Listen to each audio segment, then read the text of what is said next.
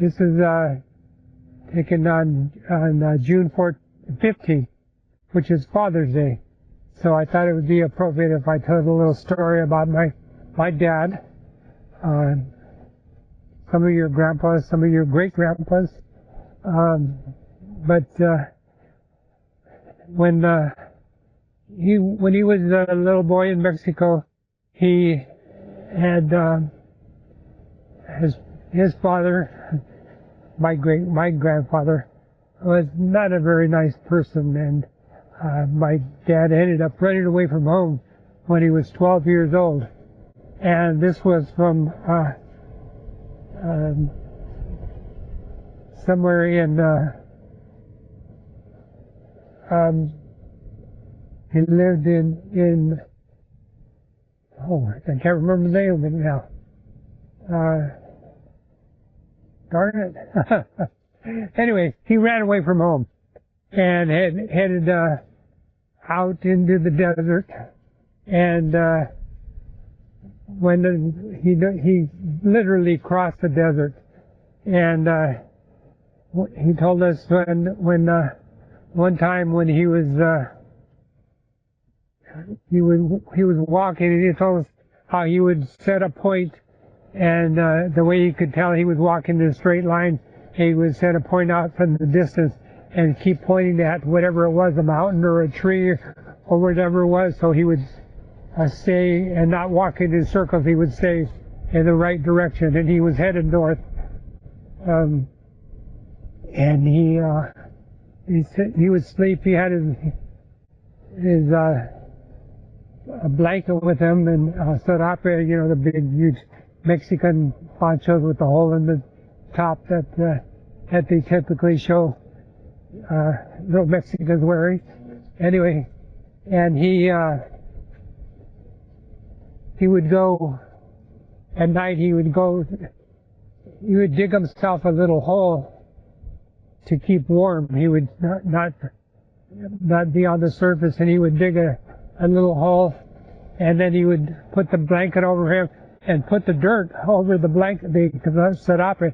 He would cover it up with dirt, and that would keep him a lot warmer. And he told us a story that one morning, after having stopped way late at night, he didn't build a fire. He just dug his hole and climbed in it with his blanket and serape over him and covered himself up. And he said in the morning when he woke up, he noticed there was a snake right by his head, and he jumped. Then he noticed that, and he jumped up, that it was only half a snake. And apparently, while he was digging his hole at night and in the dark, he had cut the snake in half with his shovel, and so obviously the snake was dead, so it didn't bite him or anything. So that was one of his adventures, going across this desert, walking across the desert. And he used to work at several ranches. He would basically go offer to help and usually get food and board and a little bit of money. And one time he had broken his foot, and he couldn't work. But people offered to let him stay in their barn as shelter while he recovered. And so he stayed in their barn, and one of the things they did was give him National Geographics to read. They had a old pile. Everybody has a pile of National Geographics around, right? And so they gave him a stack of National Geographics, and he actually, while he was staying, with his broken foot, he actually taught himself to read. He would look at the pictures, figure out what the story was about, and I guess they were in Spanish, and I don't know what they called National Geographic in Spanish, but anyway, he would read those and figure out the words, and he learned to read by going through the stack of National Geographic he had there for 3 months or whatever it was, while his broken limb had recovered. So that's how my dad learned to read. And another thing when he was telling us when he used to ride in the local competitions, and he would do the bullfighting and horse riding and whatever. And he said that one of the things that he stopped the bullfighting when one of his good friends was gored by a bull, and he said he was pretty bad. He survived, but as my dad said, he would never have children. So we kind of guessed what that kind of injury was to the poor man.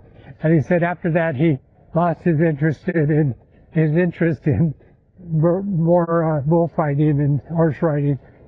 So anyway, he eventually went in sometime during that period. He was probably about 17 or so. I think we have a picture of him from that time frame.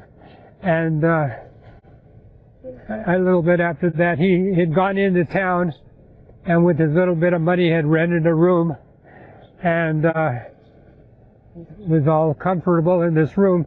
And when he went to go to sleep, he said he had never really experienced electricity and electric lights, and the room happened to have electric lights, and he said he couldn't figure out how to blow it out. He said because the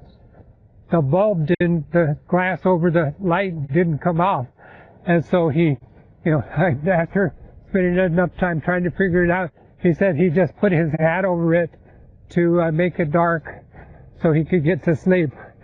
So I didn't understand that switch on that little thing on the wall would make it go off.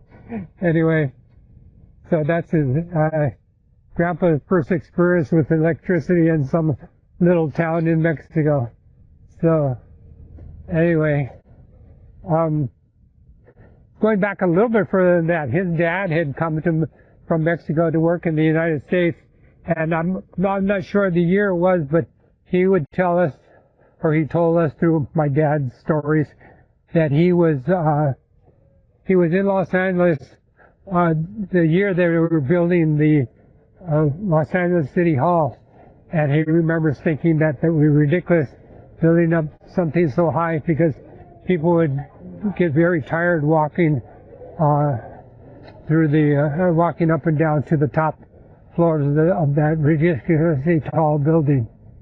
So one other story from my grandpa was when he remembers crossing the desert and seeing off in the distance a train, and he remembers thinking seeing this train, and I guess he hadn't really experienced a train that much because he was obviously walking through the desert, and remembers thinking that it was a good thing that it wasn't coming sideways because he never would have been able to get out of its way.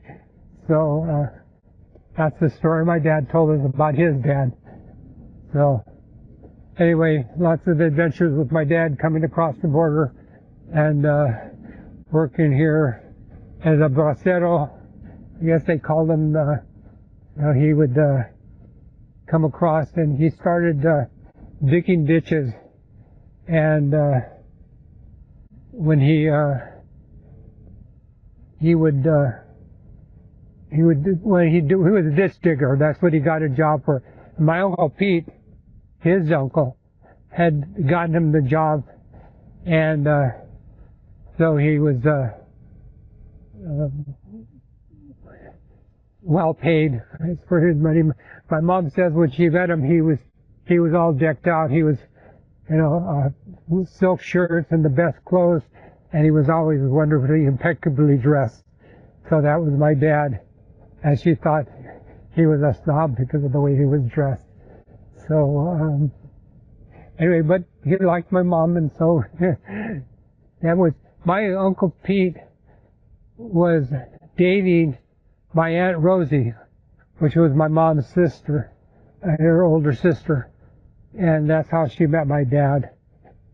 So anyway, all right, so that's the story of my dad through some of his adventures. All right, okay, that's enough for our Father's Day.